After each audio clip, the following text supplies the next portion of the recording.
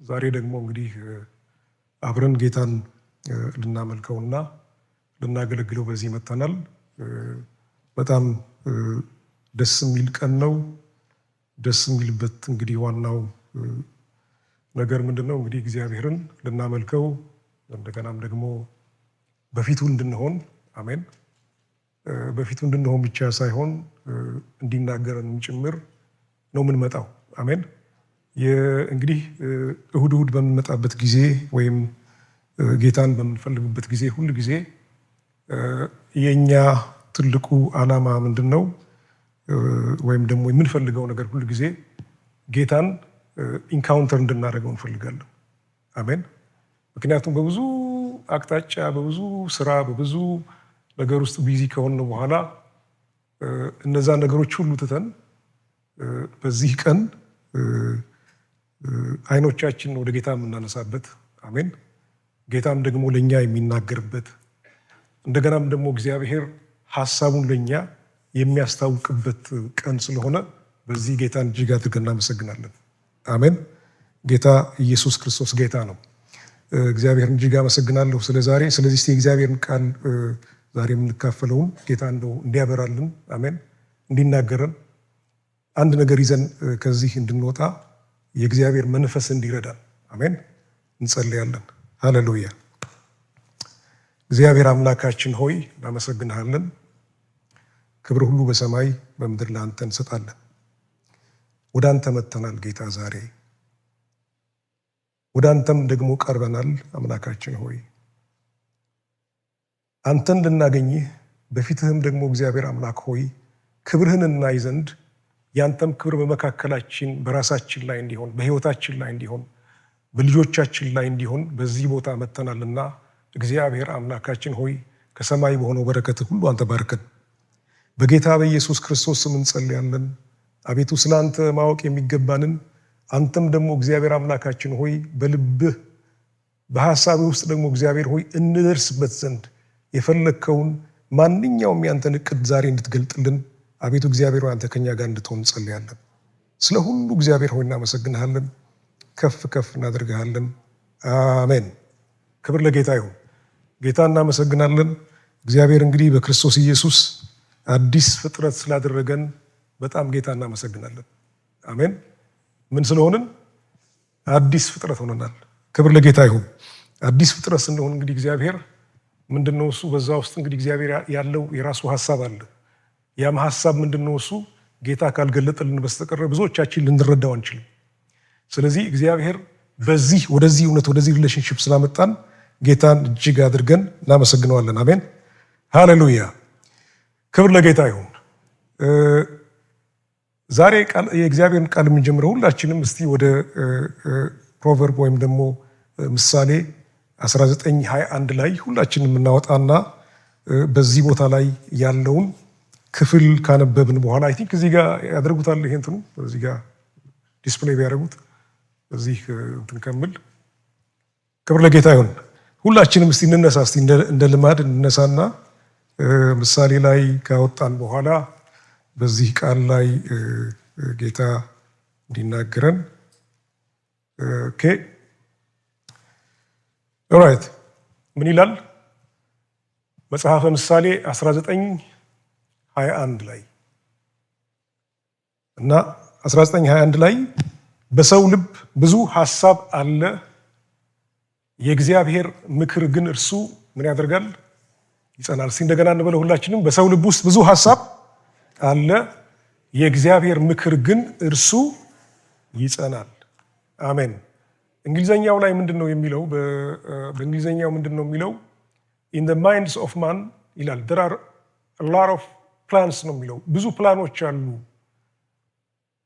ሰው ብዙ ነው የሚያቅደው፣ ብዙ ፕላን አለው። በሰው የተለያየ ፕላን አለው፣ የተለያየ እቅድ አለው። ነገር ግን ከነዚህ ሁሉ ፕላኖች ውስጥ ጸንቶ የሚቆመውና ፍጻሜን የሚያገኘው የእግዚአብሔር ፕላን ብቻ ነው ይላል። አሜን። የማን ፕላን? የእግዚአብሔር ፕላን። የእግዚአብሔርን ፕላን ዛሬ እግዚአብሔር እንዲያስረዳን አሜን፣ በዚህ በቃል ውስጥ ደግሞ እንዲገልጥልን ጸልየናል፣ ያስተምረናል። አሜን። ጌታ ብስቶ ይባርካችሁ። ቁጭ በሉ። ክብር ለጌታ ይሁን። ይሄ ቃል ሁል ጊዜ የማስታውሰው በምንድን ነው? ምናልባት በምሳሌ አይ ቲንክ ብነግራችሁ በጣም ደስ ይለኛል። እና ጌታን ያገኘነው በ19 በኢትዮጵያ አቆጣጠር በ1980ዎቹ መጀመሪያ አካባቢ ነው። እና ጌታን ስናገኝ በወቅቱ በአዲስ አበባ ዩኒቨርሲቲ ውስጥ እየተማርን ነው። በአዲስ አበባ ዩኒቨርሲቲ ውስጥ እያለን ይሄንን ጌታ ያስተዋወቁን እዛ የነበሩ ተማሪዎች ናቸው። እና ብዙ ጊዜ እኛ ትምህርት ነው የምንማረው፣ ማለት ለትምህርት ነው የመጣ ነው። እና ትምህርታቸውን ትተው ግን አንዳንድ ወገኖች ነበሩና ሁል ጊዜ ስለዚህ ስለ እግዚአብሔር ሊነግሩን ይፈልጋሉ። እና እኔ ደግሞ ያን ጊዜ መጽሐፍ ቅዱስን እንግዲህ ከአስመራ ነው የመጣሁት። ከአስመራ ወደ አዲስ አበባ ዩኒቨርሲቲ ስንገባ ያኔ የእኛ እናት ይሄ ባይብል እንደዚህ የድሮ ባይብል ኃይለ ሥላሴ የምታውቁት ከሆነ እኛ ቤት ውስጥ ሁል ጊዜ ይቀመጥ ነበርና እንትኖች አጋንንት እዚህ እንትን እንዳይል ቤታችን እንዲባረክ የሚል ነገር ዝም ብሎ እንዲሁ ነው የሚቀመጠው። እና የእኛ እናት አዲስ አበባ ዩኒቨርሲቲ ስገባ ልክ እንደዚህ አገር እንዳለው ተከትለውን አይሄዱም።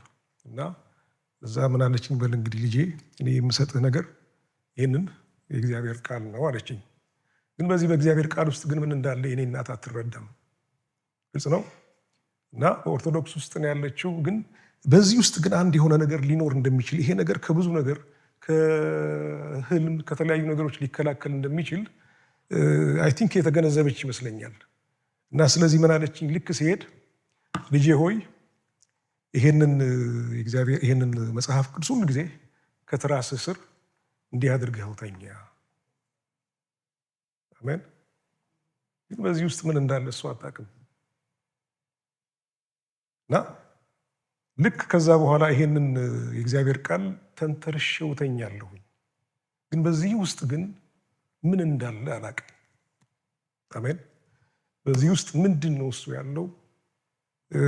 ባነበውም አይገባኝም። አንደርስታንድም አንብቤውም አላውቅም አፍተር ኦል።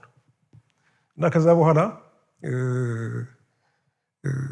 አንድ ልጅ መጣና በጣም በቃ እኔ ደግሞ ያኔ ትምህርት በጣም ጎበዝ ስለነበርኩኝ እንዲሁ ሰው በቃ መማር አለበት ራሱን ማሻሻል አለበት የሚል እምነት ነው ያለኝ። እና አንድ ሰው መጥቶ ስለ እግዚአብሔር ላውራህ ብሎ ወይም ደግሞ ስለ እግዚአብሔር ሊናገር ሲመጣ ጊዜ የሚያባክን ነው ይመስለኝ። ምንድን ነው እሱ? ምን አይነት ፍጥረቶች ናቸው እነዚህ? እነዚህ ስራ ፈቶች ናቸው። why are they talking about nonsense የሆነ ነገር something that we don't see? እኔ እግዚአብሔር የሚባለው ነገር ነው ያላየው፣ እኔ አይቼውም አላውቅም። ግልጽ ነው።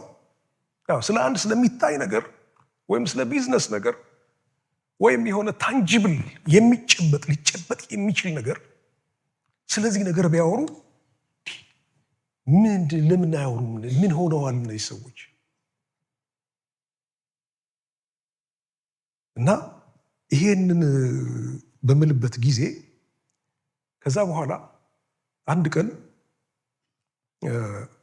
አንድ ቦታ ሄጄ ስመለስ አንዲት ጥሩ ልብስ የለበሰች በጣም ዝንጥ ያለች ናትና ያኔ እኛ ተማሪዎች ነን እና ሳይኔ የለበሰችው ልብስና በቃ የልጅቷ ፕሮፌሽናል እንትን አፒረንስ በጣም አትራክት አድርጎኛል። እና ከዛ ባስ እየጠበቅን ምን አለችኝ፣ ስለ እግዚአብሔር ታውቃለህ ወይ? ስለ የትኛው እግዚአብሔር ነው የምትይኝ? ስለ እግዚአብሔር አውቃለሁኝ። አምን ኦርቶዶክስ ውስጥ ነው ያደግኩት። ግን እኔ ብዙም አም ናት ኢንትረስትድ ቢካዝ እግዚአብሔር ካለ እኔ ላየው ፈልጋለሁ አልኳት። አሜን። ልነካው ፈልጋለሁ፣ ልዳስሰው ፈልጋለሁ። ከዛ አይውል እንደዚህ እኮ ነው ምናምን እንደው ሰይጣን፣ እኔ ሰይጣን በሚባል አላምንም አልኳት። ሰይጣን የሚባል ነገር እኔ አላምንም። አይ ዶንት ቢሊቭ ኢን ዳት። ከዛ በኋላ ስትለኝ ካይንድ ኦፍ በቃ ልጅቷን ማናገር ፈልጊያለሁ። ምክንያቱም እኔ ያኔ ተማሪ ነኝ። የሆነ በቃ እኮ ልብሴም ራሱ እንደ ቦላሊ ነገር ነው። እኛ ያኔ ገንዘብም የለንም፣ ስንማር ተማሪዎች ነን። ስለዚህ አንድ ዝንጥ ያለችና ቬሪ በቃ ፕሮፌሽናል የሆነች እኔ ሴት ስታናገረኝ በጣም በቃ እንደ ዋስጎኖን ነው የምለው። ከዛ በኋላ መጨረሻ ላይ ግን ታክሲ ባሱ ይሞላና እዛ መገናኛ ላይ ልክ ወደ እንትን ስንሄድ ባሱ ላይ አንድ ነገር ነው የነገረችኝ። ለመሆኑ ከሞትክ በኋላ ሰው ከሞተ በኋላ ወዴት እንደሚሄድ ታውቃለህ ወይ ስትለኝ ትንሽ እንትን አለኝ። ምን አልኩኝ? ሞት የሚባል ከሞት በኋላ የት ነው እሱ? ከሞት በኋላ አይ እሱን እኮ እዚህ መጽሐፍ ቅዱስ ውስጥ ነው የምታገኘው አለች። መጽሐፍ ቅዱስ ውስጥ አለ ሰው ከሞተ በኋላ የት ይሄዳል የሚባለው ነገር? አዎ ይሄ መጽሐፍ ቅዱስ እኮ ስለሱ ነው የሚናገረው ትለኝና ያ ነገር በልቤ ውስጥ አንድ ጊዜ የተተከለና መጨረሻ ላይ እነዚህ ልጆች ስለ እግዚአብሔር የሚነግሩኝን ሰዎች ሄድኩኝና እባካችሁ አልኳቸው፣ እኔ ከሞት በኋላ ሰው የሚሄድበትን ነገር ማወቅ ፈልጋለሁና ጀስዋንቱ ነው። አሜን። ስለዚህ እዚህ የእግዚአብሔር ቃል ውስጥ ያለውን ይሄንን እናቴ የሰጠችኝ ቃል ውስጥ ያለውን ይሄንን የእግዚአብሔርን ቃል እባካችሁንም እንዳውቀው አስረዱኝ አልኳቸው። ግልጽ ነው። እና ከዛ በኋላ ልክ እንደዛ ሲሉ እንደ ምን ችግር አለ እኛ እንወስድሃለን አሉ። እነዛ ልጆች የጴንጤ እምነት ተከታዮች እንደሆኑ አውቃለሁኝ። ግን መጨረሻ ላይ እንውሰድህ አንድ ቦታ ሲሉኝ ነው እኔ የኦርቶዶክስ ቤተክርስቲያን ካልሆነ መስቀል ያለበት ካልሆነ አልሄድም አልኩኝ። አሜን። ልክ እንደዛ ስለ አይ ግድ የለም መስቀል ያለበት ቦታ እንወስድሃለን አሉኝ። ዩኒቨርሲቲ ፌሎሺፕ ውስጥ ስገባ አሜን፣ ኢየሱስ ጌታ ነው እና ሰባኪው ወጥቶ መድረክ ላይ የሚያስካፍለው ከዚህ ከእግዚአብሔር ቃል ነው። አሜን። እስቲ አሜን እንበል። ይሄ የማን ቃል ነው? የእግዚአብሔር ቃል እና ይሄ የእግዚአብሔር ቃል ከዚህ ከእግዚአብሔር ቃል ላይ አውጥቶ የሚሰብከው ነገር ምንድነው? እሱ ጌታችን ኢየሱስ ክርስቶስ የተናገረውን ቃል በዚህ በእግዚአብሔር ቃል ውስጥ ሲናገር በዛ ቦታ ላይ ለመጀመሪያ ጊዜ የሰማሁኝ። በምሰማበት ጊዜ ሰውየው የሚናገረው ነገር በሙሉ ይሄ ልውሰድህ ያለኝ አንድ የቴክኖሎጂ ተማሪ የኢንጂነሪንግ ተማሪ የነበር ልጅ ነው የወሰደኝ እና አጠገቤ ውስጥ ሆኖ ሰውየው ሲናገር እኔ በቦክስ ልመታው ፈልጋለሁ ልጁ። እነዚህ ሰዎች ስለ እኔ ማን ነው እሱ የነገራቸው? በዚህ ውስጥ አንድ የሚናገረኝን ሰው አገኘው። አሜን። there was somebody who was talking to me, who was talking to my life. አሜን። ልክ ከዛ በኋላ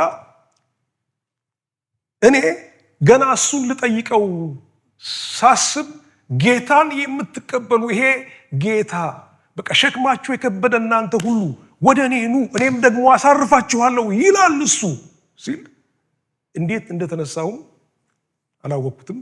ተነስቼ ብቻ ነው እዛ ፊት ውስጥ ሄጃለሁ። አሜን።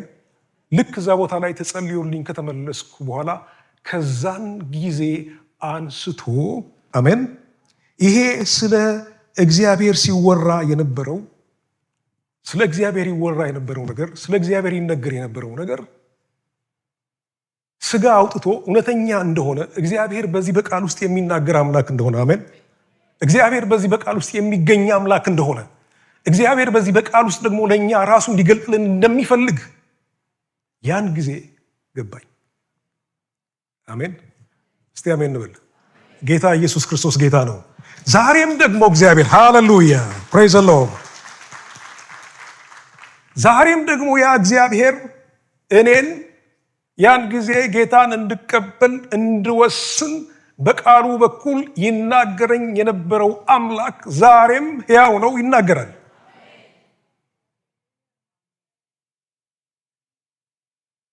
የሚናገር አምላክ ነው። ከዛ በኋላ ምን አልኩት? ያንን ልጅ ስም አልኩት። እኔ እግዚአብሔር እንደ ሰው ወርዶ አሜን እንደምን እንደ ሰው ወርዶ ልክ እንዳንተ ሆኖ ሲያናግረኝ ያ ሰውዬ ሲሰብከው በነበረው በእግዚአብሔር ቃል እግዚአብሔርን ተረዳሁት አልኩት።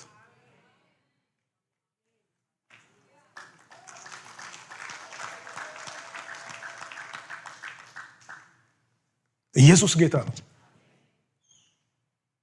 ስለዚህም ልክ እዚህ ቦታ ላይ አሁን የቅድም እንዳነበብኩላችሁ ማለት ነው በሰው ልብ ውስጥ በጣም ብዙ ሐሳብ አለ ይላል።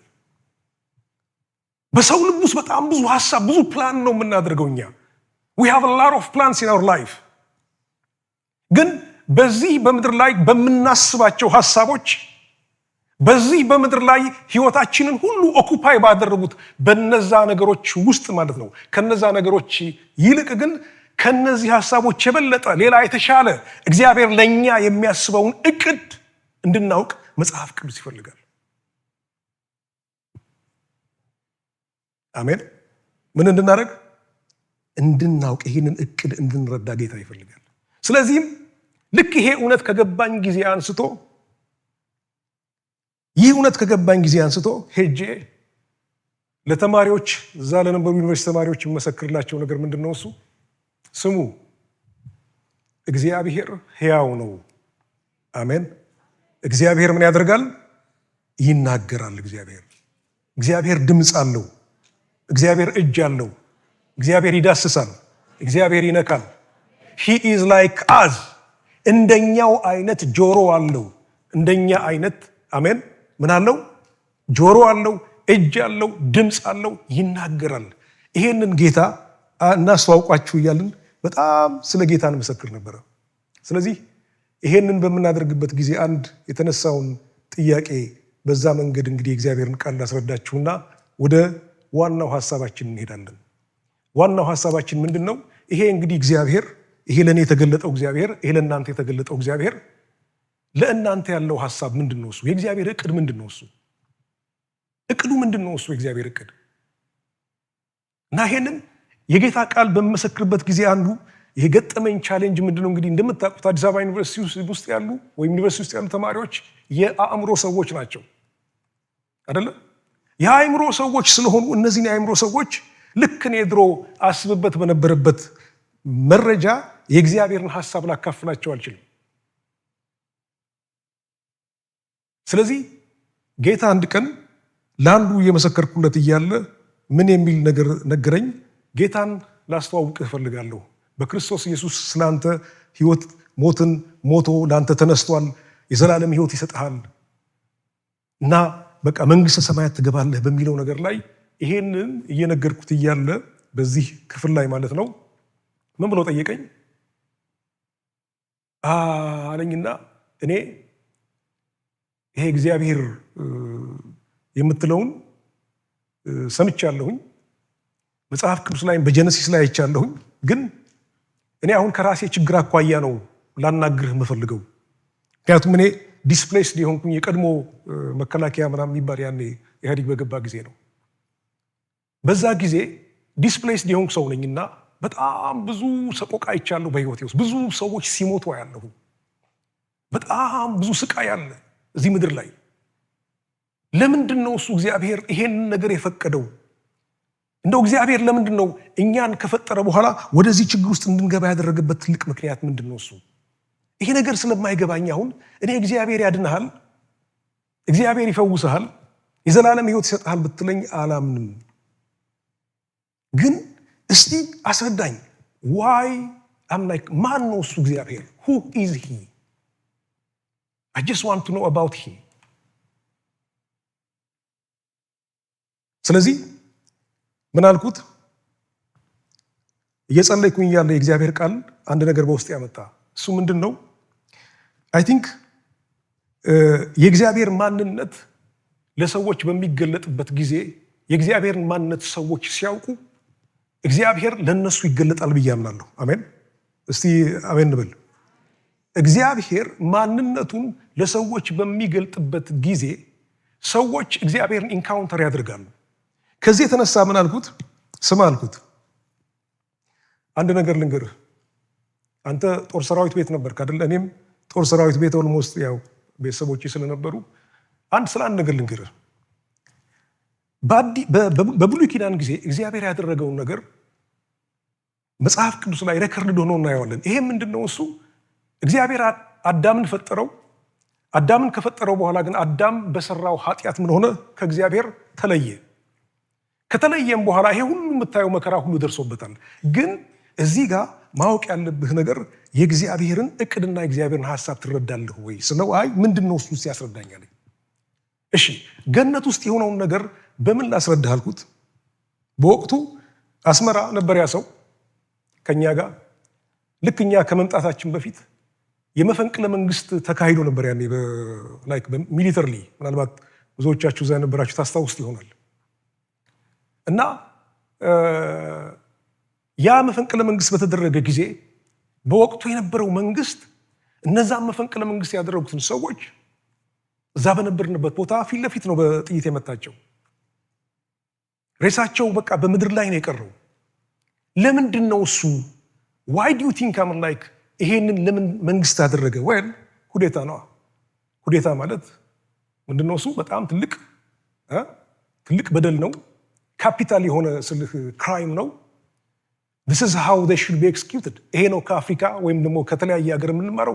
በኩዴታ ውስጥ ያለፉ ሰዎች ሁሉ ጊዜ ካፒታል ኤክስኪዩሽን ነው የሚገባቸው አለኝ። ኦኬ በጣም ጥሩ። አሁን ደግሞ ልንገርህ፣ እኔ እግዚአብሔር ሰውን ሲፈጥረው ሰውን የፈጠረው በአምሳሉ ነው። እኛን በአምሳሉ ከፈጠረን በኋላ በገነት ውስጥ ካስቀመጠን በኋላ ሁሉን ነገር ሰጥቶ ከሰጠን በኋላ እኛ ደግሞ እኮ አልኩት እኛ ሰዎች በእግዚአብሔር ላይ እኮ ኩዴታ ለማድረግ ስንሞክር ነው የወደቅነው። የት ቦታ አለ እንደዛ የሚል? መጽሐፍ ቅዱስ ላይ በምንመለከትበት ጊዜ አዳምና ሔዋን ያንን መልካሙንና ክፉን የሚያስታውቀውን በለስ በሚበሉበት ጊዜ የነሱ ኢንቴንሽን ፐርፐዛቸው ምን ለመሆን ነበረ? እግዚአብሔር የፈጠራቸው የሱ ነጸብራቅ እንዲሆኑ ነው። የሱ ኢሜጅ ነጸብራቅ እንዲሆኑ ነው። በሱ ውስጥ ደግሞ እግዚአብሔር ዓለም እንዲገዛ ነው። ያ ብቻም አይደለም። እግዚአብሔር ሰውን በፈጠረው ጊዜ እግዚአብሔር የፈጠረበት የራሱ ዓላማ አለው። ግን ከተፈጠሩበት ዓላማ ወጥተው በእግዚአብሔር ላይ ኩዴታ ለማድረግ ስለተነሱ እንደሱ ለመሆን ስለፈለጉ ያንን የመለኮትነት ኃይል ያንን የእግዚአብሔር መለኮትነቱን ለመጋራት ስለፈለጉ ምን አደረጋቸው? ያ ነገር ጣላቸው። ግን ተመልከት፣ ይሄ መንግስት ቢሆን ኖር ይምራቸው ነበር ነው? ሰዎች አይምራቸውም አይደለ? በሞት የሚያስቀጣ ነገር ነው። ነገር ግን እግዚአብሔር ይህንን ሁሉ ካወቀ በኋላ በገነት ላይ ሰውን ሲያገኘው ሰውን ከመቅጣት ወይም ደግሞ ሰውን ከመግደል ይልቅ ጌታ ያደረገው ነገር ምንድነው? ቆርበት አይደለ? በግን አርዶ በቆርበት ምን አደረጋቸው ይላል? ሸፈናቸው፣ ሀፍረታቸውን ሸፈናቸው። ስለዚህ ይሄ እግዚአብሔር አሁን አንተ ጨካኝ ነው የምትለው አምላክ በሱ ላይ ለተነሱ ሰዎች ለእነሱ ፍቅርን የሚያሳይ የፍቅር አምላክ ነው አልኩት። አሜን። he is a god of love። ከዛ የት ቦታ ነው ይሄ ያለው የእግዚአብሔር ቃል? ይሄው የእግዚአብሔር ቃል እንደዚህ ይላል። ደን ከዛ በኋላ ይሄ ሰው በጣም ኢንተረስትድ ሆነና የእግዚአብሔርን ቃል ማንበብ ጀመረ። ልክ የእግዚአብሔርን ቃል ማንበብ ሲጀምር ጊዜ ከአንድ ሳምንት በኋላ ዶርሚተሪ ውስጥ ጠራኝና ምን አለኝ?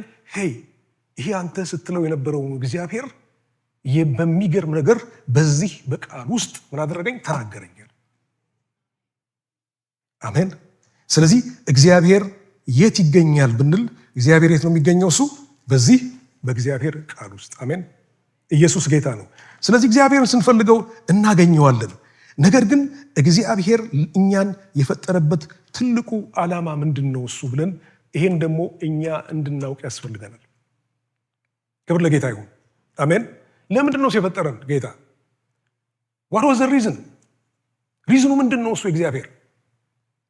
ይሄ ሪዝን ወይም ደግሞ ይሄ ምክንያት ሲገባን ያን ጊዜ እግዚአብሔርን ልክ ከሰው ጋር እንደምንገናኘው ኤክስፒሪየንስ እንደምናደርገው እግዚአብሔርን ኤክስፒሪየንስ ወደምናደርግበት ህይወት እንገባለን።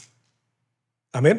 ምክንያቱም መጽሐፍ ቅዱስ ላይ ስንመለከት ልክ ጀነሲስ ላይ በምንመለከትበት ጊዜ የእግዚአብሔር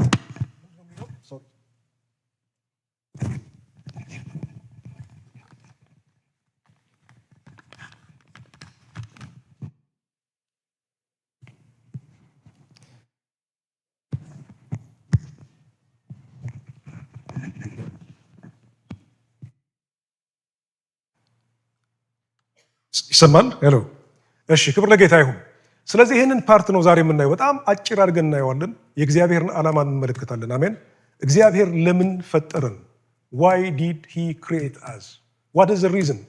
ለምንድን ነው እግዚአብሔር ይህን ያክል ቫልዩ የሰጠን ብለን ስንመለከት በዘፍጥረት ላይ በምትሄዱበት ጊዜ መጽሐፍ ቅዱስ እግዚአብሔር በመጀመሪያ ምንን ፈጠረ ይላል? ሰማይና ምድርን ፈጠረ ይላል። ሰማይና ምድርን ለመፍጠር የእግዚአብሔር ዓላማ ምንድን ነው እሱ? what was his purpose? ሰማይና ምድርን ብቻ አይደለም የፈጠረው። ሰማይና ምድርን ከፈጠረ በኋላ በመጀመሪያው ቀን ይላል አይደል እንዴ? በመጀመሪያው ቀን እግዚአብሔር ዓለማትን ፈጠረ፣ ፀሐያትን ፈጠረ፣ ብርሃናትን ፈጠረ። ከዛ በኋላ ተመለከተ፣ ሁሉንም ደግሞ መልካም እንደሆነ አየ ይላል። አየ ይልና ስድስተኛው ቀን ደረሰ፣ እንስሳትንም ፈጠረ። እነዚህን ሁሉ ነገር ከፈጠረ በኋላ በመጨረሻ ደረጃ ላይ በስድስተኛው ቀን እግዚአብሔር ደግሞ ምን አለ? ሰውን በመልካችን እንደ ምሳሌያችን ምን እናድርግ? እንፍጠረው። ኢን አወር ኢሜጅ እንፍጠረው ይሄንን ሰው ካለ በኋላ ልክ ሰውን ከፈጠረ በኋላ ምን አለ? ሲገመግመው ሲያየው፣ ሰውን ሲመለከተው፣ ፍጥረቱን በተመለከተ ጊዜ እግዚአብሔር በመጨረሻ ደረጃ ላይ የሰጠው አስተያየት ምንድነው? እሱ እግዚአብሔርም ይህ እጅግ መልካም እንደሆነ ምን አደረገ? አየ ይላል። እጅግ መልካም እንደሆነ አየ። ለምንድነው እሱ እግዚአብሔር እጅግ መልካም እንደሆነ አየ ብሎ ሰውን በመፍጠሩ እግዚአብሔር የተደሰተበት ምክንያት ምንድነው? እሱ ዓላማው? ከእናንተ ጋር ያለው ዓላማ ምንድነው? እሱ እግዚአብሔር ከሰው ጋር ያለው ዓላማ ምንድነው? እሱ what is his purpose? ምክንያቱም መጽሐፍ ቅዱስ ላይ ስንመለከት ዓለማትን የፈጠረበት ዋናው ምክንያት ምንድነው? እሱ ስንል ሰው ነው አይደል እንዴ? ለሰው ብሎ ነው የፈጠረው። 6 ቀን ሙሉ ያን ሁሉ ዝግጅት ያን ሁሉ ዓለማት በሚፈጥርበት ጊዜ የእግዚአብሔር ትልቁ ዓላማ ምንድነው? እሱ his purpose was about man ነው። but why did he wanted man? ለምንድነው እሱ ሰውን የፈለገው እግዚአብሔር? ስለዚህ ይሄንን በምንመለከትበት ጊዜ መጽሐፍ ቅዱሳችን ላይ ምን እናያለን? ልክ ሰውን በፈጠረ ጊዜ እግዚአብሔር ምን አለ? ከሰራው ስራ ሁሉ ምን አደረገ ይላል? አረፈ ይላል። ያረፈበት ትልቁ ምክንያት ምንድነው? ምክንያቱም ሰውን የፈጠረበት ምክንያት የእግዚአብሔር ትልቁ ዓላማ ምንድነው? እግዚአብሔር ቤተሰብ ስለፈለገ ነው። እግዚአብሔር አባት መሆን ስለፈለገ ነው። እግዚአብሔር ልጅ ስለፈለገ ነው። ኮሚኒኬት የሚያደርገው አብሮት የሚውል ከእርሱ ጋር ህብረት የሚያደርገውን ሰው ስለፈለገ ልጅ ስለፈለገ እግዚአብሔር ሰውን እንደፈጠረው በመጽሐፍ ቅዱሳችን ላይ ሌላ ቦታም ላይ ስንመለከት እናያለን። ስለዚህ የእግዚአብሔር ዓላማ ትልቁ ነገር ምንድነው? እሱ እኛ ከእግዚአብሔር ጋር ምን እንዲኖረን ነው? ህብረት እንዲኖረን ነው። ከእግዚአብሔር ጋር ሪሌሽንሺፕ እንዲኖረን ነው ልጆች አድርጎ የፈጠረን። ምክንያቱም God enjoys our relationship and our fellowship with him። ስለዚህ በዚህ ፌሎሺፕ ውስጥ እግዚአብሔር ምንድነው የፈለገው? እግዚአብሔር ራሱን ለእኛ ሊያስታውቀን ስለወደደ ነው። አሜን። ለምን ብንል መጽሐፍ ቅዱሳችን ላይ ስንመለከት እግዚአብሔር ሰውን በመልኩ እንደምን ፈጥሮታል ይላል? እንደ አምሳሉ አድርጎ ፈጥሮታል። ምን እንዲሆን ነው እሱ ሰውን የፈጠረው ብንል ሰው የእግዚአብሔርን ባህሪ የእግዚአብሔርን ማንነት በሱ ውስጥ መግለጽ ስለሚፈልግ ነው። አሜን። እንጂ እዚህ የመጣ ነው ቢዝነስ እንድንሰራ የተለያየ ነገሮችን እንድናደርግ የእግዚአብሔር ዓላማም አልነበረም። ምክንያቱም ስንመለከት አንዳች ነገር እንኳን በመጽሐፍ ቅዱሳችን ላይ ጀነሲስ ላይ በምትመለከቱበት ጊዜ ሰው የሰራው ምንም ነገር የለም። ሰው ለእግዚአብሔር ያቀበለው ድንጋይ የለም። እነዚህ መሰረቶች ሁሉ ሲሰሩ ያቀበለው ድንጋይ የለም። እያንዳንዱን ነገር እግዚአብሔር ከጨረሰ በኋላ ከፈጸመ በኋላ እሱ በሰራው ባለቀ ስራ ውስጥ እናድርጎታል፣ ሰውን አስገብቶታል። ለምን ብንል እግዚአብሔር ከሰው ጋር ፌሎሺፕ ስለሚፈልግ ነው። እግዚአብሔር ከሰው ጋር ህብረትን ይፈልጋል። አሜን። ህብረት የሚፈልግበት ትልቁ ምክንያት ደግሞ ምንድነው? እሱ በሱ ውስጥ በሰው ውስጥ ሆኖ የእግዚአብሔር ሐሳብ እንዲንጸባረቅና ሪፍሌክትድ እንዲሆን ነው። አሜን። ምክንያቱም ሰውን ሲፈጥረው ቅድም እንዳልኳችሁ ዓለማትን ሁሉ ከፈጠረ በኋላ እነዛን ሁሉ ምንድነው ያለው? እነዛን ሁሉ ልክ እንደፈጠረው በል ሰውን ምን አለው? እነዚህን ሁሉ የሚንቀሳቀሱትን በምድር ላይ ያሉትን የፈጠርኳቸው ነገሮች በሙሉ ለክብር ያደረግኳቸው ነገሮች በሙሉ ምን አድርጋቸው? ግዛቸው አለው። ኢየሱስ ጌታ ነው። ስለዚህ የእግዚአብሔር እንግዲህ ትልቁ ሐሳብ እኛን የፈጠረበት ዓላማ ምንድነው ብያችኋለሁ? ህብረት ነው። የእግዚአብሔር እቅድ ምንድነው? እሱ ከእሱ ጋር እንድናብር እሱን እንድናውቀው ነው። በህብረት ውስጥ ምንድነው እሱ የምናገኘው? በህብረት ውስጥ የምናገኘው ትልቁ ነገር ምንድነው? እሱ እግዚአብሔር ማን እንደሆነ እንድናውቀው ነው። አሜን። እግዚአብሔር ማን እንደሆነ እንድናውቀው፣ ስለሱ እንድናውቅ፣ እሱን እንድናውቀው፣ ስለሱ ኢንፎርሜሽን ሳይሆን ራሱን እንድናውቀው፣ እሱ ራሱ እኛን ምን እንዲያደርገን፣ እኛን ኮሚኒኬት እንዲያደርገን፣ እኛን ኢንካውንተር እንዲያደርገን፣ እኛን እንዲነካን፣ በሱ ህይወት ውስጥ ያለውን የእግዚአብሔርን ሐሳብ እንድንረዳ ነው ጌታ እዚህ ምድር ላይ የፈጠረን። አሜን። ነገር ግን ከዚህ ውጪ ግን እግዚአብሔርን ከማወቅ ውጪ ሌሎች ነገሮችን ልናውቅ በምንሄድባቸው መንገዶች ሁሉ በራሳችን እቅዶች ሁሉ ጊዜ ምን እናደርጋለን? ፌል እናደርጋለን። አንዳንድ ጊዜ እግዚአብሔር ጸሎታችንን አይሰማም። ለምንድነው እሱ የማይሰማው? ምክንያቱም አብዛኛዎቹ እዚህ ምድር ላይ ለእግዚአብሔር የምናቀርባቸው ጥያቄዎች በሙሉ የኛ ሐሳቦች ናቸው፣ የእግዚአብሔር ሐሳቦች አይደሉም። ስለዚህ በዚህ እውነት ውስጥ እንግዲህ እግዚአብሔር ምን ይፈልጋል?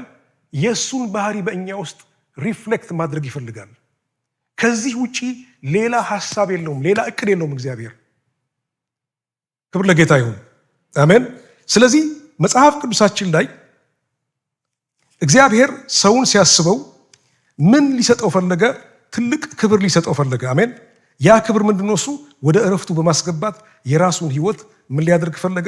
በእሱ ውስጥ ሊገልጠው እንደፈለገ መጽሐፍ ቅዱሳችን ላይ እናያለን።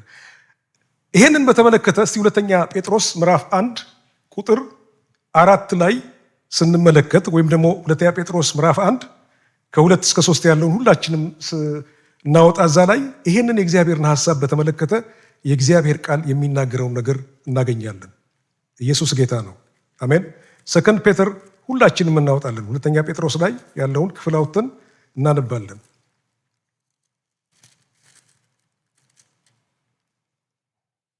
ሁለተኛ ጴጥሮስ ምዕራፍ 1 2 እና 3 የእግዚአብሔር ቃል ምን ይላል?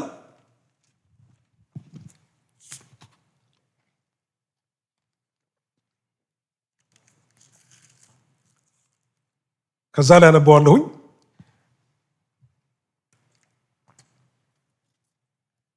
የመለኮቱ ኃይል ይልና በገዛ ክብሩና በበጎነቱ የጠራንን በማወቅ ለሕይወትና እግዚአብሔርን ለመምሰል የሚሆነውን ነገር ሁሉ ስለሰጠን በእግዚአብሔርና በጌታችን በኢየሱስ ዕውቀት ጸጋና ሰላም ይብዛላችሁ ይላል።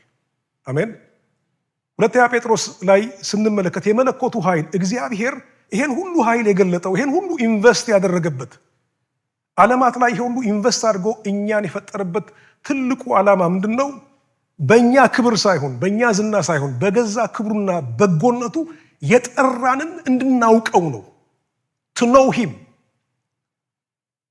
ለሕይወትና እግዚአብሔርን ለመምሰል የሚሆነውን ነገር ሁሉ ስለሰጠን በእግዚአብሔርና በጌታችን በኢየሱስ ክርስቶስ ዕውቀት ጸጋና ሰላም ይብዛላችሁ ይላል። ስለዚህ የእግዚአብሔር ትልቁ ዓላማ ምንድነው? እሱ ማንነቱን እንድናውቀው በማንነቱ በሕይወታችን ውስጥ እንዲገለጥ ይፈልጋል። እግዚአብሔር እሱ በሰማይ እንደሆነ በምድር ላይ ለእናንተ በዛ መንገድ ሊገለጥ ይፈልጋል። የእግዚአብሔር ሐሳብ በሕይወታችን ውስጥ እንዲሰራ ይፈልጋል። ያንን ለማድረግ ግን ይሄንን የጠራንን ምን ማድረግ አለብን? ማወቅ አለብን። we need to know him። እንዴት ነው የምናውቀው ብንል በአይምሮአችን ልናውቀው አንችልም። በትምህርት ልናውቀው አንችልም።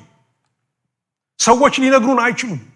ነገር ግን እኛ ግን ወደዚህ ዕውቀት በምንመጣበት ጊዜ እግዚአብሔርን ልናውቀው በፈለግን መጠን እግዚአብሔርን ባወቅነው መጠን እግዚአብሔር የልቦናችንን አይኖች ያበራል። አሜን። ክብር ለጌታ ይሁን። የሐዋርያው ጳውሎስ ትልቁ ጸሎት ምንድነው? ኤፌሶን ላይ ሄዳችሁ ስትመለከቱ ምን ይላል? እኔ አለ ጌታን እንዳገኛችሁ አውቃለሁኝ። በጌታ ናችሁ፣ በመንፈስ ቅዱስ ተሞልታችሁ ትጸልያላችሁ፣ በልሳን ትጸልያላችሁ። ነገር ግን እኔ በአባት ፊት የምንበረከክበት አንድ ትልቅ ጉዳይ ያለኝ ስለናንተ ብዙ መልካም ነገር ሰምቻለሁኝ። ግን እኔ በእግዚአብሔር ፊት በአብ ፊት ሆኜ የምንበረከክበት ትልቁ ነገር ምንድነው? እሱ ከዚህ ሁሉ የበለጠ ነገር አንድ ነገር እንዲገባችሁ ፈልጋለሁ። አሜን። አንድ ነገር እንዲገለጥላችሁ ፈልጋለሁ። ምክንያቱም ይሄ አሁን የምነግራችሁ ነገር በአይምሮ የሚገለጥ ነገር አይደለም፣ በሰው አይምሮ የሚመዘን ነገር አይደለም እና በሰማይና በምድር አባትነት ከሚሰየምበት ከአብ ፊት ይላል። 1:13 ሄዳችሁ አንብቡ። ኤፌሶን ላይ ከአብ ፊት እንበረከካለሁ ከዛ በኋላ የምንበረከክበት ነገር ምንድነው? እሱ እግዚአብሔር የጥበብና የመገለጥን መንፈስ እንዲሰጣችሁ እለምናለሁኝ አለ። አሜን። እግዚአብሔር አይኖቻችሁን እንዲገልጥ እፈልጋለሁኝ። ምክንያቱም ወደ ክርስቶስ ኢየሱስ የጠራችሁ እርሱ አሜን የጠራችሁ ምክንያት መንግሥተ ሰማያት እንድትገቡ ሳይሆን ከሁሉ በላይ በእናንተ ውስጥ ጠፍቶ የነበረው የአባትነት ኢሜጅ ያ ኢሜጅ ወደ እናንተ ውስጥ እንዲመጣና እግዚአብሔር ለምን እንደጠራችሁ እንድታስተውሉ ምን አደርጋለሁ አለ? ጸልያለሁ አለ። ያን ጊዜ የመጥራቱ ተስፋ ምን እንደሆነ ሲገባችሁ ያን ጊዜ በእናንተ ውስጥ የእግዚአብሔር ሐሳብ ይገለጣል። አሜን። ያን ጊዜ እግዚአብሔር በሕይወታችሁ ውስጥ መስራት ይጀምራል። ያን ጊዜ የእግዚአብሔር ባህሪ በእናንተ ውስጥ መገለጥ ይጀምራል። ክብር ለጌታ ይሁን። አሜን። ስለዚህም ነው መጽሐፍ ቅዱሳችን ላይ ስንመለከት የእግዚአብሔር ቃል ምን ይላል? እዚህ ቦታ ላይ ቅድም እንዳየነው ሁለተኛ ጴጥሮስ ራሱ 4 ላይ ስንመለከት እንደገና ምን ይላል? ስለ ክፉ ምኞት ከዓለም ካለው ጥፋት አምልጣችሁ ከመለኮት ደግሞ ባህሪያዊ ተካፋዮች ወይም ፓርቴከርስ በተስፋ ቃል እንድትሆኑ ተደርጋችኋል። So you are called to partake his character. የእግዚአብሔርን ካራክተር ፓርቴክ እንድታደርጉ ነው የተጠራችሁ። ከምድር ላይ ወይም ከዓለም ላይ ይዛችሁት የመጣችሁትን ባህሪ ሳይሆን እግዚአብሔር ራሱ ምን አለው? ካራክተር አለው። he has a character። የዛ ካራክተር ምኖች እንድትሆኑ ተካፋዮች እንድትሆኑ የእግዚአብሔር ካራክተር በእናንተ ውስጥ ዲስፕሌይ እንዲሆን ለምድር ሁሉ እንዲገለጥ ለዛ ነው የጠራችሁ። ይሄንን ደግሞ ልታገኙት የምትችሉት መቼ ነው? እርሱን ስታውቁት ብቻ ነውና እኔ ጸልይላችኋለሁ። የምጸልይላችሁ ነገር ምንድነው? እግዚአብሔር አይናችሁን ይግለጠው። አሜን። ምናችሁን ይግለጠው? አይናችሁ እንዲገለጥ። የመጥራቱ ተስፋ ለምን እንደው የተጠራችሁት እየሰማን ነው። ለምን እንደው የተጠራ ነው? እዚህ ምድር ላይ ቤት ገዝተን ወይ ደግሞ የተለያዩ ቢዝነሶች ያድርገን ከዛ በኋላ የተለያዩ ነገሮች ያድርገን እንድናልፍ ነው የጠራን? ወይስ ለምንድን ነው እሱ እግዚአብሔር እኛን የጠራን በዚህ ቦታ ላይ? ስለዚህ ይሄንን በሚመለከትበት ጊዜ እግዚአብሔር ከኛ የሚፈልገው ነገር ምንድን ነው? እሱ ፍጥረት የሚጠብቀው ነገር ምንድን ነው? እሱ ስንል መጽሐፍ ቅዱሳችን ሮሜ ላይ ሄደን ሁላችንም እናየዋለን። ክብር ለጌታ ይሁን። አሜን። ሮሜ ላይ ሄደን የእግዚአብሔርን ቃል ስንመለከት በሮሜ ምዕራፍ 8:19 ላይ እዛ ጋር ያወጣልኛል። ሁላችንም ይሄንን ቃል አውጥተን እናነባዋለን። የእግዚአብሔር ወይም ደግሞ የፍጥረት ሁሉ ናፍቆት ምንድን ነው የሚለውን እዚህ መጽሐፍ ቅዱስ ላይ በደንብ አድርጎ ይገልጠዋል። ምን ይላል? ታወጣልኛለህ? ክብር ለጌታ ይሁን። የፍጥረት ሁሉ ናፍቆት ምንድን ነው አለ? ምንድን ነው እሱ? የእግዚአብሔር ምኖች ልጆች መገለጥ ነው ይላል። ፍጥረት የሚናፍቀው የማንን መገለጥ ነው አለ? የእግዚአብሔር ልጆችን መገለጥ ይጠብቃል። እንዴ ስንት ነው እዚህ ጋር የእግዚአብሔር ልጅ ስንት አለ እዚህ ቦታ ላይ አይደለም? የእግዚአብሔር ልጆች ናችሁ። እስቲ እጃችሁን አውጡ። አሜን። አዎ። ግን እዚህ ቦታ ላይ መጽሐፍ ቅዱስ ምን ይላል? ፍጥረቱ የሚጠብቀው አሁን ምንድን ነው አለ? የእግዚአብሔር ልጆች ማኒፌስትድ እንዲሆኑ ይፈልጋል። በምንድን ነው እሱ ማኒፌስትድ የሚሆኑት? በምንድን ነው እሱ የሚገለጡት? እዛ ዩኒቨርሲቲ ውስጥ በነበርንበት ጊዜ በጣም የእግዚአብሔር ሪቫይቫል በነበረበት ጊዜ ሁሉ ጊዜ ምን እላለሁኝ? ጌታ ሆይ ባክንም እንደነ ሻምባክ አድርገኝ ይላለሁ። ሻምባክ ታውቁታላችሁ አይደል?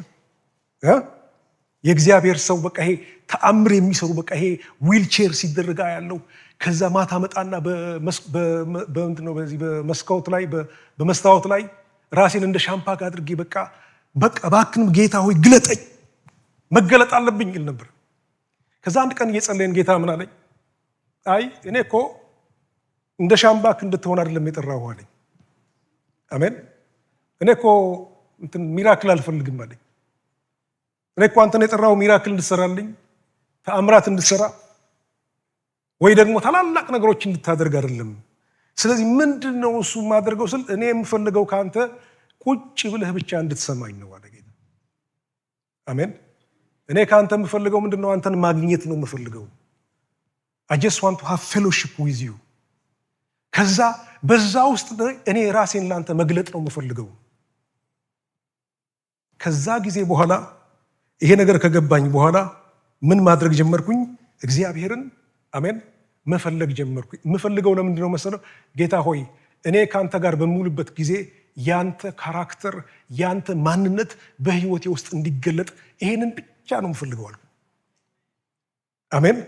ስለዚህ ከእግዚአብሔር ጋር መዋል ሲጀምር ከእግዚአብሔር ጋር መዋል ሲጀምር ባህሪዬ በሙሉ በቅጽበት ይቀያየር ጀመረ። ከዚህ በፊት ያልነበረኝ ፍቅር በውስጥ የመጣ ከዚህ በፊት ያልነበረኝ ሚክነስ በህይወቴ ውስጥ እየመጣ መጣ።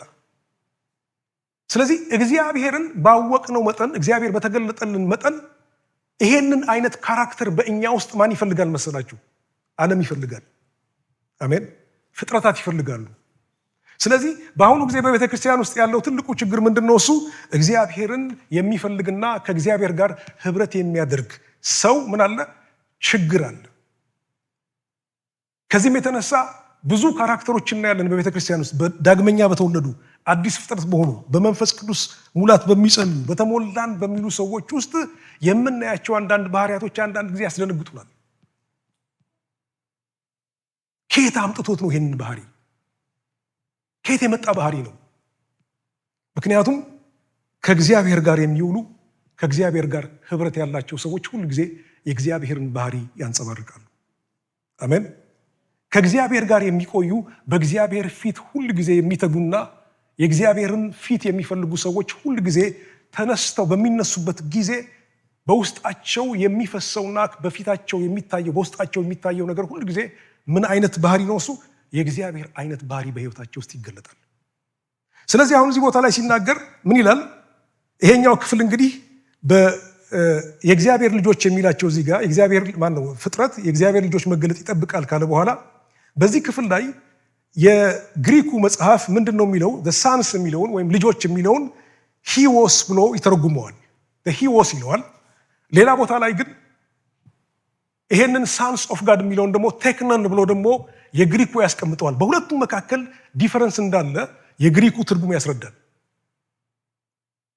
በዚህ ቦታ ላይ እግዚአብሔር የተናገረላቸው የእግዚአብሔር ልጆች የሚላቸው ሰዎች ሂዎስ ወይም ደግሞ በመጽሐፍ ቅዱሱ ላይ በአባትና በልጅ መካከል ያለውን ግንኙነት ያሳይና በተለይ ደግሞ የአባት ባህሪ በልጁ ውስጥ የሚንጸባረቅበት ወይም ልክ ልጁ የአባቱን አይነት ካራክተር የሚይዝ አይነት ልጅ ነው ብሎ ግሪኩ ይሄንን ዲፋይን ያደርገዋል። ስለዚህ ሁለት ልጆች አሉ። አንደኞቹ ዳግመኛ ተወልደው በቃ ወደ እግዚአብሔር ፋሚሊ የምንገባበት ወይም ደግሞ የእግዚአብሔር ፋሚሊ ሆነን የምንቀጥልበት ያ ህይወት አለ። ከዛ ውጭ ግን እነዚህ ልጆች ብሎ እዚህ መጽሐፍ ቅዱስ ላይ ያስቀመጠው ማንን ነው? እሱ በባህሪያቸው ማንን የሚመስሉ እግዚአብሔርን የሚመስሉ አካሄዳቸው እንደ እግዚአብሔር የሆነ አረማመዳቸው እንደማን የሆነ እንደ እግዚአብሔር የሆነ የእግዚአብሔርን ፍቅር የእግዚአብሔርን ማንነት የሚገልጡ ፍጥረት ሁሉ ምን የሚያደርግ ያንን ነው ኤክስፔክት የሚያደርገው ከእግዚአብሔር ልጆች ምን ሲሆኑ የእግዚአብሔር ሐሳብ ሲገባቸውና በእግዚአብሔር ህብረት ውስጥ ሲታቀፉ። አሜን። ስለዚህ ይሄ ምንድነው? እሱ ልክ በእኛ ውስጥ የእግዚአብሔር ባህሪ በሚንጸባረቅበት ጊዜ ያ የእግዚአብሔር ሐሳብ በሚንጸባረቅበት ጊዜ የእግዚአብሔር ቅባት በህይወታችን ውስጥ ይመጣል። ሰዎች ገና ይኸውላችሁ ልክ እናንተ ከእግዚአብሔር ጋር ህብረት አድርገን ከእግዚአብሔር ጋር ስንገናኝ የእግዚአብሔርን ድምፅ መስማት ስንጀምር ወዲያውኑ ተነስተን በምንሄድበት ጊዜ ሰዎች በውስጣችን ያለውን ወይም ደግሞ በህይወታችን ውስጥ ያለውን ነገር ሪኮግናይዝ ያደርጉታል። ምክንያቱም ፍጥረት የሚጠብቀው እሱን ነው። እኛ አንድ ጊዜ ኦስተን ውስጥ አንዲት ኦርቶዶክስ የሆነች ልጅ ስንመሰክርላት መጀመሪያ ላይ ሄደን በቃ መመስከር አለብናልና መሰክርላት። ስንመሰክርላት ካሁን በኋላ ስለዚህ ነገር እንዳትናገሩ፣ እኔ ማርያም እናቴ ናት፣ በገብርኤል አምናለሁ፣ ፕሊዝ ዶንት ካም ቱ ማይ ሃውስ አለች። ከዛ እኔ ሄድኩና ጌታ ሆይ ምን ሰራሁ አልኩኝ። ቸኩዬ ነው በቃ ለመመስከር ፈልጌ እንደዚህ የሆንኩት ስለው ጊዜ አይ ማን አለኝ ማን መስክራል? It's not what I wanted። ልክ ስንጸልይ በጌታ ፊት ቆየን ከባለቤቴ ጋር እየጸለይን በልሳን እየጸለይን የእግዚአብሔር መንፈስ በመካከላችን መጣ። አሜን። This is what I want you to do። ምንድነው እሱ ጌታ? Just simply show the love that I gave it to you, and that love is going to draw these people to Christ.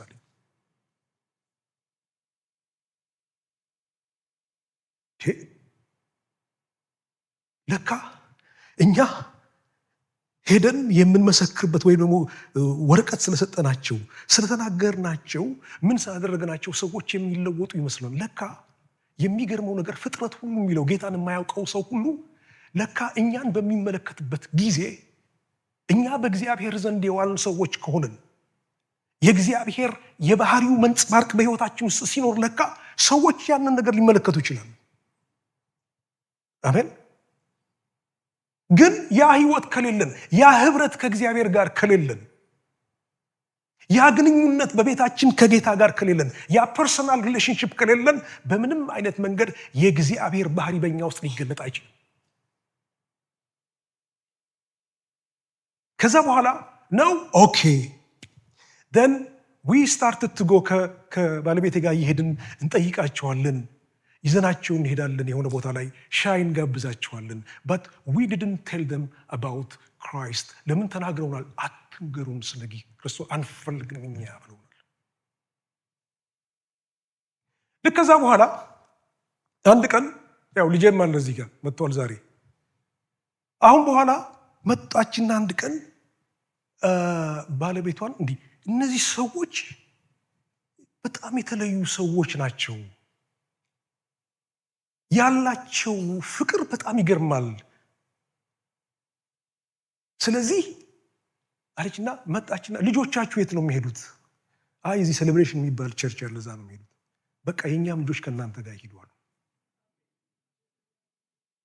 ከዛ ምን አለችን መጣችና እኔ እኮ እናንተን ልቀርባችሁ በጣም ልርቃችሁ አስቤ ነበር መጨመሪያ ላይ ያየኋችሁ ጊዜ፣ ግን በኋላ ስመለከት እነዚህ ሰዎች ያላቸውን ፍቅር እባክህንም እግዚአብሔር ለኔ ስጠኝ እል ጀመራለች። አሜን። ዘን ከዛ በኋላ ምን ይሆናል? ባለቤቱ አንድ ቀን ደወለና በድሉ ፈልጋለሁ አለኝ። ምን ነው? እኔ ጌታን መቀበል ፈልጋለሁ አለ። ኢየሱስ ጌታ ነው። አሜን። ምንድነው እሱ? በእኛ ውስጥ የተመለከቱት ያ በእኛ ውስጥ የሚያፈራው በእኛ ውስጥ ሆኖ ራሱን ሪፍሌክት የሚያደርገው መንፈስ ቅዱስ ያ የእግዚአብሔር መንፈስ ምን አደረጋቸው? እነዚህን ሰዎች ወደ ክርስቶስ እንዲመለከቱ አደረጋቸው።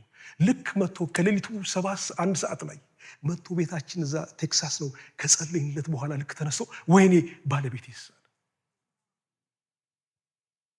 አትቸኩል እሷ ጋር ስንሄድ ልንጸልዩላት እኔ ትሰማለች ይባል አንተ ስላልክ አይደለም የምትሰማው። አሜን። but there is something that she should see።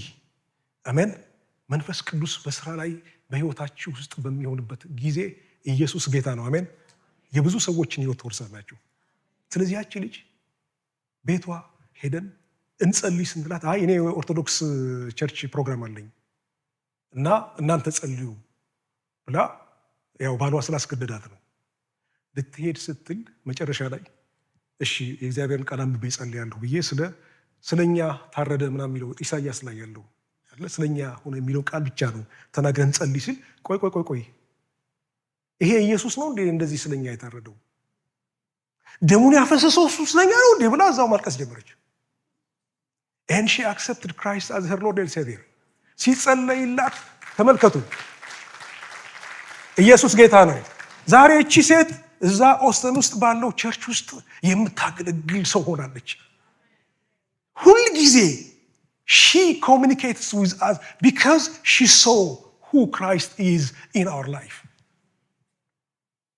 ክብር ለጌታ ይሁን። ስለዚህ ይሄንን ክርስቶስ ኢየሱስ በህይወታችን ውስጥ እንዲገለጥ ልክ ሕይወት እንደምንለው አባታችንን እኛ በባህሪ እንድንመስል ሊያደርገን የሚችለው ነገር ምንድነው እሱ ብንል እኛ አባታችንን ኮንስታንትሊ በየጊዜው የምናገኘው ሲሆን ከሱ ጋር ስንውል ከሱ ጋር በዋልን መጠን ህብረት ባደረግን መጠን የእግዚአብሔር ሐሳብ በሕይወታችን ውስጥ ይገለጣል። አሜን። ጌታችን ኢየሱስ ክርስቶስ በምድር ላይ ሲመላለስ በነበረበት ጊዜ የመጣበት ትልቁ ዓላማ ሄይ አባት የሚባለው ነገር የእግዚአብሔር አባትነት ከእናንተ ምን ሆኗል? ተሰርዟልና ይሄ እናንተ የማታውቁትን ወይም ደግሞ በእናንተ ውስጥ ያልተገለጠውን የማታውቁትን አባት እሱን እንድገልጥላችሁ መጥቻለሁ። I came to tell you about him። አሜን። እኔ ይሄንን አባት አውቀዋለሁኝ። ስለዚህ አባቴ ነው ሲል ብዙ መከራ ስለሱበት አይደል እንዴ? ስለዚህ እግዚአብሔር ክርስቶስ ኢየሱስ በዚህ በምድር ላይ የመጣው ምንድነው? እሱ ዋናው የመጣበት ትልቁ ዓላማ ምንድነው? እሱ ይሄንን ስናውቀው የነበረውና ኤክስፒሪየንስ እናደርገው የነበረውን እግዚአብሔር እንደገና ኤክስፒሪየንስ ማድረግ እንድንጀምር ነው። አሜን። ግን ምን ያስፈልገዋል አለ? ፍሬ ለማፍራት ምን ያስፈልጋል? ኮስት አለው። አሜን። ያ ኮስት ምንድነው? እሱ በእግዚአብሔር ጊዜያችንን ሰውተን እግዚአብሔርን ለመፈለግ እሱን ለመሻት ሕይወታችንን ለጌታ በሰጠነው መጠን እግዚአብሔር በዛው መጠን ለእኛ ይገለጣል። አሜን ሲንበል። ምክንያቱም እግዚአብሔርን ስንፈልገው እግዚአብሔር በኃይል በእኛ ውስጥ ይገለጣል። እግዚአብሔርን ካልፈለግነው የምንውልበት ቦታ ሌላ ቦታ ከሆነ በቤታችን ውስጥ ከእግዚአብሔር ጋር ያለን ፐርሰናል ሪሌሽንሽፕ ህብረት ከተበጠሰ የእግዚአብሔር ማንነት በሕይወታችን ሊገባን አይችልም። የእግዚአብሔርን ባህሪ በሕይወታችን ውስጥ ሊገለጥ አይችልም። አሜን። ስለዚህ መጽሐፍ ቅዱሳችን ላይ ሐዋርያው ዮሐንስ በአንደኛ ዮሐንስ መጽሐፍ ላይ ያለውን አንደኛ ዮሐንስን እናወጣና ሁላችንም እናነበዋለን። አንደኛ ዮሐንስ ላይ ዮሐንስ መልእክቱን ለሰዎች ሲያስተላልፍ የተናገረው ነገር አለ። ያ የተናገረው ነገር ምንድነው? እሱ ያወጣዋል። አንደኛ ዮሐንስ ምዕራፍ 1 ሁላችንም እናንብበው። እዚህ ቦታ ላይ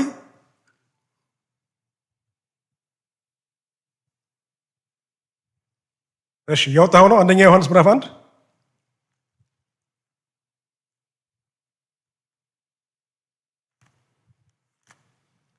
እሺ አውቶታል። ከዚህ ያነበዋለሁ ከላይ ላይ ኦኬ። ዮሐንስ እንግዲህ ሐዋርያ ነው አይደለ? ሁላችንም እናውቀዋለን አይደለ? we know him። ስለዚህ ይሄ ሐዋርያ እንግዲህ በዘመኑ ሁሉ ወይም ደግሞ 3 ዓመት ተኩል ከክርስቶስ ጋር ሲመላለስ በነበረበት ጊዜ በጣም የሚያደንቀው ነገር ስለ ክርስቶስ ምንድነው? እሱ ከእግዚአብሔር የተላከ አይደለ እንደሆነ አምኗል አይደለ እንዴ? ከዛ የሚያየው ነገር ምንድነው? እሱ ተአምራት ነው የሚያየው። የሚያየው ምንድነው? እሱ ሰው ሲፈወስ ነው የሚያየው።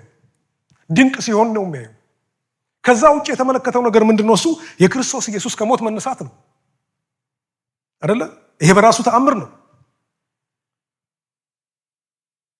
ግን መጣና መጨረሻ ላይ በመንፈስ ቅዱስ ከተሞላ በኋላ ጌታችን ኢየሱስ ክርስቶስ ካረገ የመንፈስ ቅዱስ ሙላት ወይም ደግሞ የመንፈስ ቅዱስ እሳት ወደ ምድር በወረደ ጊዜ ይሄንን መልእክት ሲጽፍ እናያለን። ስለ ሕይወት ቃል ከመጀመሪያ የነበረውና የሰማነውን በዓይኖቻችንም ያየነውን የተመለከትነውንም እጆቻችንም የዳሰሱትን እናወራላችኋለን።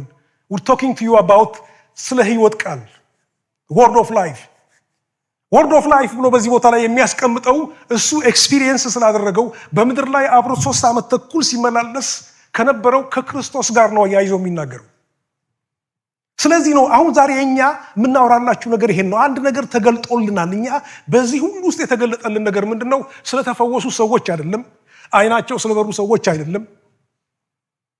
የምናወራላችሁ ነገር ጌታ ድንቅ አደረገ፣ በቃ እልል በሉ፣ በቃ አይነ ስውር በርቷል፣ ምን አድርጓል የሚለውን አይደለም። there is something that we want to tell you which is very very very important። የእግዚአብሔር እቅድ፣ እግዚአብሔር ለእኛ ያቀደው ወይም ደግሞ የእግዚአብሔር ፕላን ለእኛ የሆነውን ነገር እነግራችኋለን ይላል። ከዛ ቀጥለው ምን ይላል? ቁጥር 2 ላይ ከዛ ምን አለ? ሕይወትም ምን አድርጓል አለ? ተገለጠ። ሪቪልድ ሆኗል። ሕይወት ላይፍ has been revealed። አይተንማል፣ እንመሰክራለን። ከአብ ዘንድ የነበረውም ለኛ የተገለጠውን የዘላለምን ሕይወት እናወራላችኋለን። ምናወራላችሁ ጌታ ኢየሱስ ክርስቶስ ሄዶ የሆነ አንድ ቦታ ላይ አንድ ፕላኔት ላይ የሆነ ነገር ስለሰራው ስለዛ ስለ ቤት መንግስተ ሰማያት ስላሉት ቁሳቁሶች መንግስተ ሰማያት ላይ ስለሚያጋጥሙ ነገሮች ስለነሱ አይደለም። የዘላለም ሕይወት የሚለው እግዚአብሔር የዘላለም ሕይወት የሚለው እግዚአብሔር ለኛ ያሰበው ሐሳብ ምንድነው? እሱ ዋትዛት ይሄንን ኢምፖርታንት ነገር ካልተረዳን ወገኖቼ፣ ይሄ ሐሳብ ካልገባን በዚህ ሐሳብ ውስጥ የማንኖር ከሆነ ሪሊጂየስ ሆነን ነው የምናልፈው። እሁድ ብቻ የምንመጣ በተለያዩ ነገሮች ውስጥ በቃ በተለያዩ ትንሽ በሆኑ ነገሮች ውስጥ በቃ ሰስፋይድ የምንሆን ሰዎች እንሆናለን። ከዚህ ውጭ ግን ምን ይላል? ቁጥር 3ን ታወጣዋለህ። ምን ይላል? ከዛ በኋላ እናንተ ደግሞ ከኛ ጋር ህብረት እንዲኖራችሁ ያየነውና የሰማነው ለእናንተ ደግሞ ምን እናደርጋላችኋለን? እናወራላችኋለን። አሁን ይሄንን እናንተም ከኛ ጋር ህብረት እንዲኖራችሁ የምናወራላችሁ ነገር ምንድነው? እሱ ህብረታችን ይላል። our union, our fellowship ከማን ጋር ነው? ከልጁም ከአባት ጋር ከልጁም ከኢየሱስ ክርስቶስ ጋር ነው። this is the message። ያየነው የሰማነው ሌላ ምንም ነገር የለም። ያየነውና የሰማነው ለእናንተ የምናካፍላችሁ ነገር ምንድነው? እሱ our fellowship is with the Father. Amen. When we have the fellowship with the Father, we are going to be influenced by his character. እሱ ብርሃን ስለሆነ ህይወታችንን ሁሉ ብርሃን ያደርገዋል። እሱ ፍቅር ስለሆነ በህይወታችን ውስጥ ፍቅር ይገለጣል። አሜን። ነገር ግን ህብረታችን ከአባት ጋር ከልጁም ከኢየሱስ ክርስቶስ ጋር ካልሆነ በህይወታችን ውስጥ የምናንጸባርቀው ህይወት የአባትን ህይወት ሳይሆን በዚህ በምድር ላይ ያለውን ህይወት ነው። ስለዚህም ነው ዛሬ ቤተክርስቲያን ውስጥ ይላል በትግርኛ አንድ ተረት አለ። ተረት ሳይሆን ምን ይላሉ? ከመያ ይትበሎ ካብ ገጹ ራእየው ይላሉ። ማለት እንዴት ነህ አትበለው፣ ፊቱን አይተህ በቃ ምን ታደርጋለህ? ታውቀዋለህ ማን እንደሆነ ያ ሰው። ግልጽ ነው። ማን እንደሆነ ታውቀዋለህ፣ ማን እንደሆነ ትረዳዋለህ ያንን ሰው ፊቱን ብቻ አይተህ እንዲሁ ብቻ በማየት። ስለዚህ የእግዚአብሔር ቃል ምን ሊያመጣልን ፈለገ መሰላችሁ? ይኸውላችሁ ዛሬ በቤተ ክርስቲያን ውስጥ ብዙ ድብድብ ያለው ለምንድን ነው? እሱ ብዙ የአገልግሎት ሰርቦች አሉ፣ ብዙ በመንፈስ ቅዱስ የተሞሉ ሰዎች አሉ። ነገር ግን አንዳንድ ጊዜ ዓለማውያኖቹ ላይ ዓለማውያን ሰዎች ወይም ደግሞ ሌላ ቦታ ላይ ጌታን የማያውቁ ሰዎች የማይባሉ ሰዎች ውስጥ ያሉ የሌሉ ባህሪዎች በቤተ ክርስቲያን ውስጥ ይታያሉ። አይደለ? አይታዩ? እውነት ነው ወይስ ውሸት ነው? ለምንድን ነው እሱ? ለምን? ምክንያቱም እውነተኛ የሆነ ህብረት ከአባት ጋር የለም። ምክንያቱም ከአባታችን ጋር ህብረት ሲኖረን የአባታችን ፕሬዘንስ እኛን ኢንፍሉዌንስ ያደርገናል። አሜን። ባለፈው እዚህ ሜሞራል ላይ አንድ ፓስተር ማኒ ሲናገር ከሰማችሁት ከነበራችሁ ምን አለ? ስለ አባቱ ሲናገር about his dad ምን ያክል ሮል ሞዴል እንደነበረ አይ ቲንክ በዓለም ሆኖ መሰለኝ ምን ያክል ሮል ሞዴል እንደነበረ፣ ምን ያክል እሱን ኢምፓክት እንዳደረገው፣ ምን ያክል አባቱን እያየ እንዳደገ የሱ ኢምፓክት በዚህ ቦታ ላይ ሲናገር በጣም ይገርመኝ ነበር። ሰዎች ዓለማውያን ሆነው አባቶች በልጆቻቸው ላይ ያንን ኢንፍሉዌንስ ሊያመጡ የሚችሉ ከሆነ የሰማይ አባት እንዴት ከዛ የበለጠ ኢንፍሉዌንስ አይመጣም?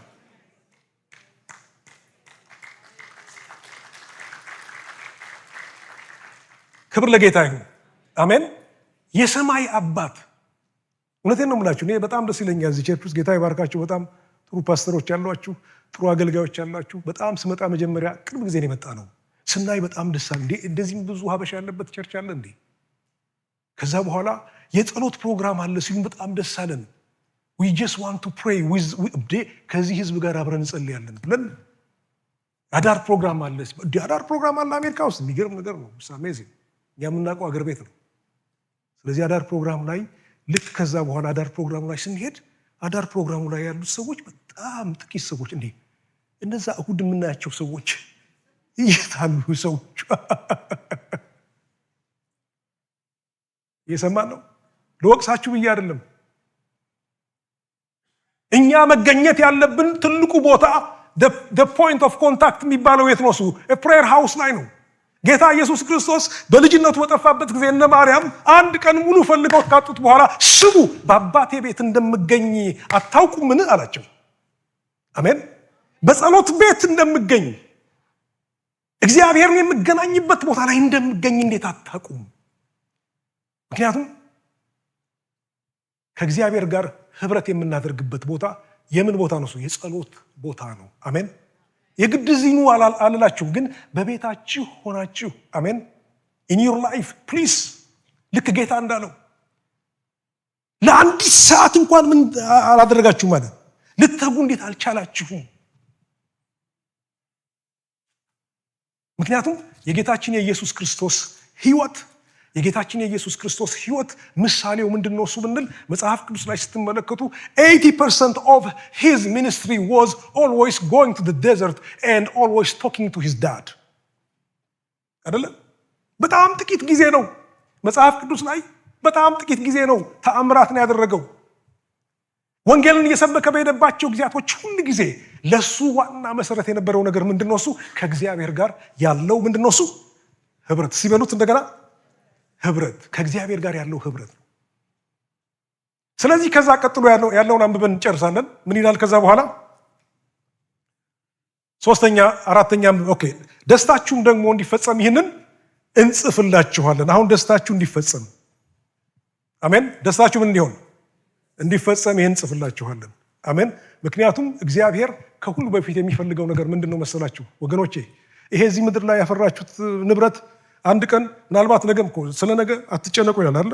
ነገ ክፋቱ ይበቃዋል ይልና ነገ ጥላችሁ ልትሄዱ ትችላላችሁ። ያከማቻችሁት ንብረት ካለ ባንክ አካውንታችሁ ላይ ካለ ምን ካለ you don't have any guarantee in this world. The only guarantee that we have is our communion with the Lord. አሜን። እስቲ አሜን ነው። ኢየሱስ ጌታ ነው። ይሄ ካለን that's what we need. አሜን። መጨረሻ ላይ በእንባቆም ክፍል እዘጋለሁኝ፣ ጨርሻለሁ በሰዓቱ። ኢየሱስ ጌታ ነው። መጽሐፍ ቅዱሳችን ሁላችንም እንባቆም ላይ እናወጣና ስለ እንባቆም ይሄን ከተናገርኩ በኋላ እጸልይላችኋለሁ። የዛሬ እንግዲህ መልእክታችን ምንድነው? እሱ ወደ እግዚአብሔር ህብረት እንመለስ። አሜን። እግዚአብሔርን ወደምናገኝበት ስፍራ እንመለስ። ክብር ለጌታ ይሁን። ሁላችንም መጽሐፍ ቅዱሳችንን እንባቆም ላይ እናወጣና የእንባቆም ምዕራፍ መጨረሻው 3 ላይ ያለውን ክፍል ሃሌሉያ፣ ኢየሱስ ጌታ ነው።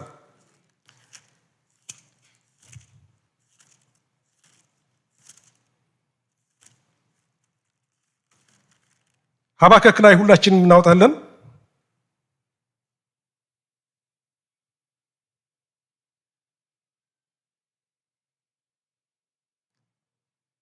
የዕንባቆም መጽሐፍ ምዕራፍ 3 ላይ ስንመለከት ቁጥር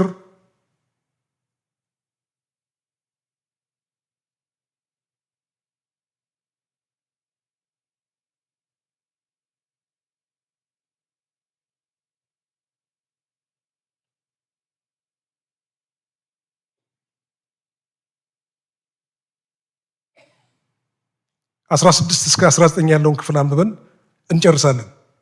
ሁላችንም ይሄን መጽሐፍ እናውቀዋለን አይደል? ትንቢተ ዕንባቆም የሚያውቀው ሰው አለ? ሁላችንም እናውቀዋለን። ዕንባቆም ምንድነው? ነብይ ነው አይደለ? ግን የእግዚአብሔር ነብይ እንኳን ቢሆንም የእግዚአብሔርን ግን ማንነት ወይም ደግሞ የእግዚአብሔርን ማንነት ያላወቀ ሰው ነበር።